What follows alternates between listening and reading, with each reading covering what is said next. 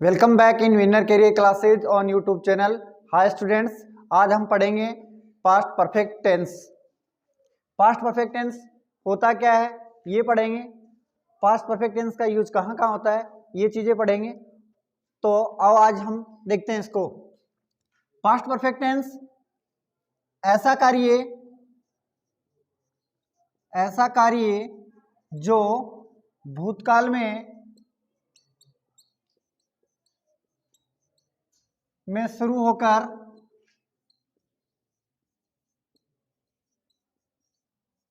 किसी दूसरे कार्य से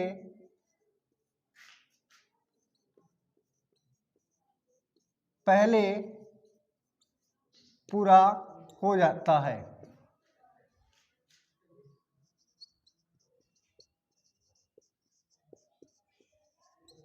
ये पास्ट परफेक्ट टेंस होता है। ऐसा कार्य जो भूतकाल में शुरू हुआ और किसी दूसरे कार्य से पहले पूरा हो जाता है वो टेंस होता है पास्ट परफेक्ट टेंस। भूतकाल में देखो हमने प्रेजेंट परफेक्ट टेंस पढ़ा, उसके अंदर भी कार्य जो है वो भूतकाल में पूरा होता है लेकिन उसका प्रभाव प्रेजेंट टाइम तक रहता है। और पास्ट सिंपल टेंस में भी हमने पढ़ा कि कार्य भूतकाल में पूरा हो जाता है। और इसमें भी तो इस टेंस में इन तीनों का फर्क क्या है? इस टेंस में अकेली एक्शन नहीं होती, एक कार्य नहीं होता है। अगर एक ही कार्य भूतकाल में पूरा हुआ तो वो टेंस हम पास्ट सिंपल टेंस कहेंगे उसे। और अगर दो कार्य हो रहे हैं, जो कार्य पहले हो रहा है वो पास्ट परफेक्ट होगा और जो कार्य बाद में होगा वो पास्ट सिंपल टेंस होगा। तो ये टेंस पास्ट सिंपल और पास्ट परफेक्ट टेंस बनके मिलकर बनता है। एक होता है इसमें पास्ट परफेक्ट और दूसरा होता है इसके अंदर पास्ट सिंपल टेंस। अब इन दोनों को हम दोनों टेंस को जो बीच में जोड़ते हैं उसके लिए बिफोर या आफ्टर, व्हेन, अनटिल, टिल, इनसे इन कंजक्शन से हम इनको जोड़ते हैं।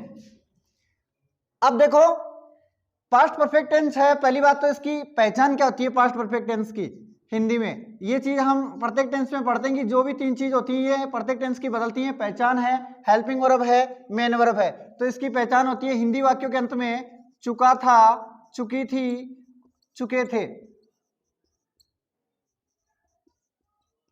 ये इसकी पहचान होती है। इसके बाद इसकी जो हेल्पिंग वर्ब है, हेल्पिंग वर्ब इसके अंदर आती है हैड। अगर सब्जेक्ट सिंगुलर है तो भी उसमें हैड लगाते हैं और प्लूरल है तो भी हैड लगाते हैं। और इसकी जो मेन वर्ब है वो वर्ब की थर्ड फॉर्म आती है। वर्ब की परफेक्ट टेंस कोई सा भी हो उसमें हमेशा वर्ब की थर्ड फॉर्म आती है।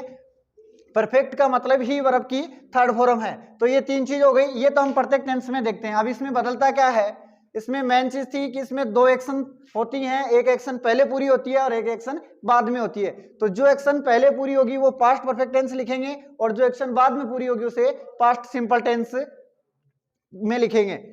देखो अब जैसे कोई टेंस है हमारा, डॉक्टर के आने से पहले, डॉक्टर के आने से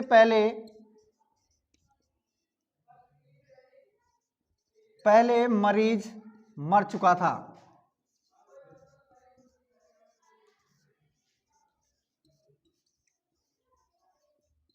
ये हमारा सेंटेंस है। अब देखो इसमें दो एक्शन साथ में हो रही है, एक तो डॉक्टर का आना, एक एक्शन तो ये है, और एक मरीज का मरना दूसरी एक्शन ये है।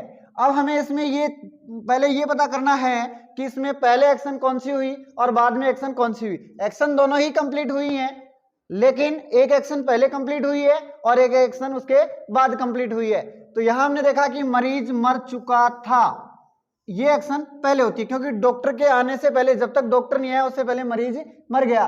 तो मरीज मर गया ये एक्शन होगी पहले और डॉक्टर आया बाद में। एक्शन दोनों कंप्लीट हो रही है, डॉक्टर भी आया और मरीज भी मरा, लेकिन एक्शन पहले कौन सी हो रही है? मरीज का मरना। डॉक्टर बाद में आता है तो ये एक्शन होती है बाद में। तो जो एक्शन पहले होती है वो हम लिखते हैं पास्ट परफेक्ट टेंस में।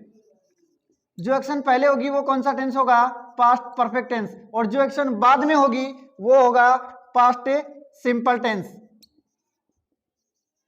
समझ गए आप? और दूसरी बात मैंने आपको ये पहचान भी बता दी, चुका थी, चुकी थे, तो ये इसकी पहचान हो गई।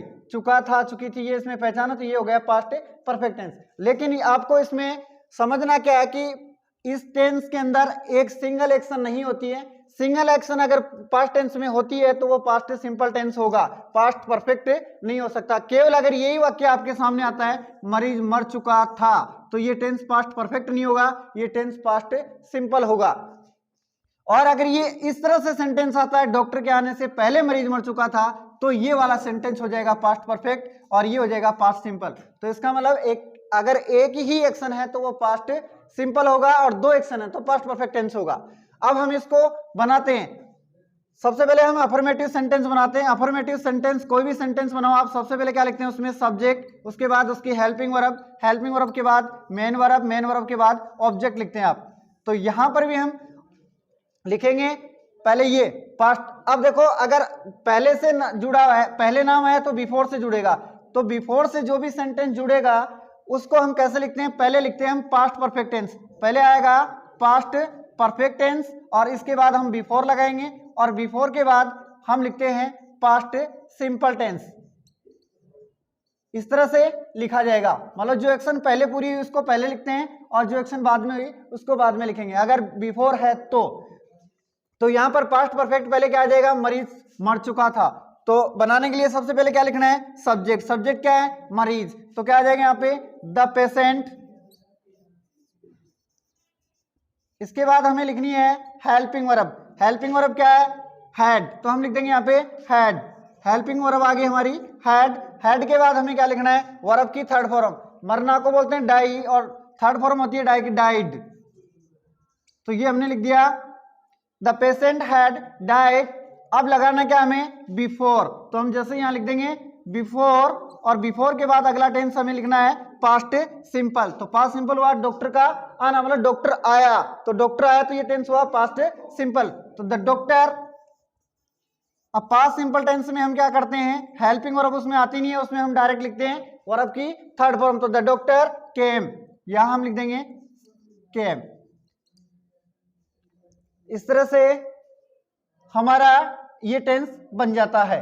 तो इसमें जो पहले एक्शन हुई उसको हम पहले लिख दिया और बाद में इसको बाद में। अगर यही कोई सेंटेंस अगर हमारे पास बिफोर से जुड़ता है तो बिफोर से जुड़ता है तो देखो दोनों एक दूसरे की ऑपोजिट हैं, तो बिफोर से जुड़ता है तो ये हमारा स्ट्रक्चर बदल जाता है। इसमें हम कैसे लिख देंगे, पहले हम बाद में पास्ट सिंपल टेंस लिखेंगे।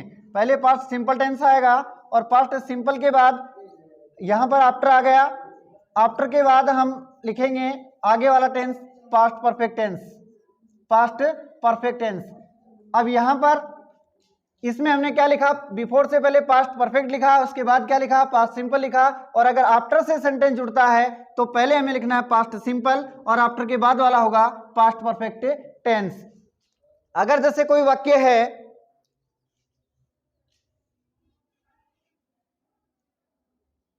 मेरे बाहर जाने के बाद, मेरे बाहर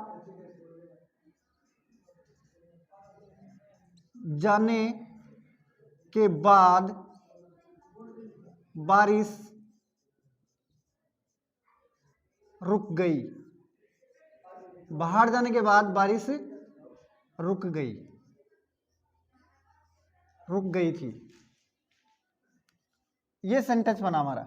अब इसके अंदर देखो, सबसे पहले हम इसमें देखते हैं कि इसमें एक्शन पहले कौन सी कंप्लीट होती है और कौन सी एक्शन बाद में होती है। दो एक्शन है, एक तो मेरा बाहर जाना और दूसरा बारिश का रुकना। तो पहले एक्शन कौन सी कंप्लीट होती है, पहले बाहर निकला उसके बाद बारिश रुकी थी। तो पहले एक्शन ये हुई और बाद में ये एक्शन हुई। तो यहां पर हमारा सेंटेंस बनाएंगे हम, पहले लिखेंगे हम पास्ट सिंपल टेंस। तो पास्ट सिंपल टेंस क्या है, आई वेंट आउट। उसके बाद हम लिख देंगे आफ्टर और आफ्टर के बाद लिख देंगे द रेन स्टॉप्ड।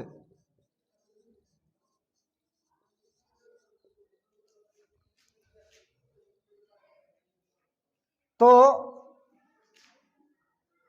ये इस तरह से हमारा ये सेंटेंस बनता है। अगर हम इसके नेगेटिव सेंटेंस बनाते हैं तो हेड के साथ में क्या लगा देंगे, यहां पर नोट लिख देंगे। जैसे नेगेटिव सेंटेंस का स्ट्रक्चर होता है, सबसे पहले हम क्या लिखते हैं, सब्जेक्ट, सब्जेक्ट के बाद क्या लिखते हैं, हेल्पिंग वर्ब, इसके बाद लिखते हैं नॉट, नॉट के बाद वर्ब और वर्ब के बाद ऑब्जेक्ट।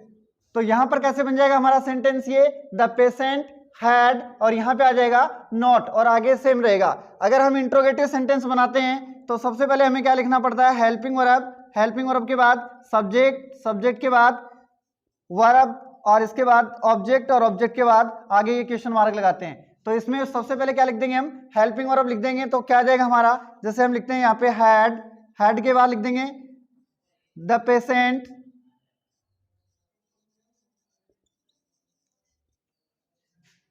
डाइड और इसके बाद ये आगे का जो सेंटेंस है ये हम लिख देते हैं यहाँ पे, आगे क्वेश्चन मार्क लगा देंगे।